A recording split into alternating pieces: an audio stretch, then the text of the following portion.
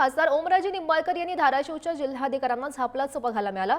खासदार संपर्क कार्यालयासाठी जागा का देत नाहीत असा सवाल त्यांनी उपस्थित केला।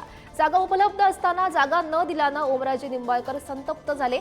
जिल्हाधिकारी कीर्ती किरण पुजारी यांना प्रिव्हिलेज नोटीस देण्याचा सज्जड दम सुद्धा त्यांच्याकडून देण्यात आला।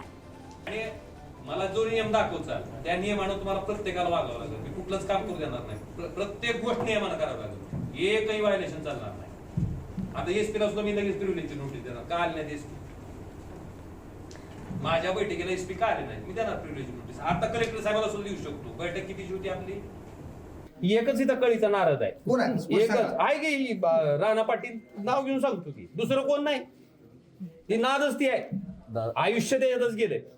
आणि अजून एक सांगतो, छोट्या मनानं कोणच मोठं होत नसते।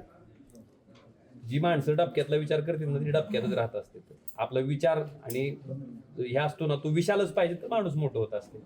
विचारच डबक्यातला असेल उगाच बारकं बघत बसायचं, हे जो ऑफिसेस कुठे मिळाले, जनता दरबारात कोण घ्यायला लागले, उगाच त्याला नियम दाखवायचा, उगाच त्याला काड्या करत बसायच्या, उगाच स्थगिती आणायची निधी वाटप झाला की ही जी असते ना ही छोट्या छोट्या मनाच्या विचाराच्या लोकांचं वर्तन आहे। आणि ह्यानं कोण मोठं होत नसतं।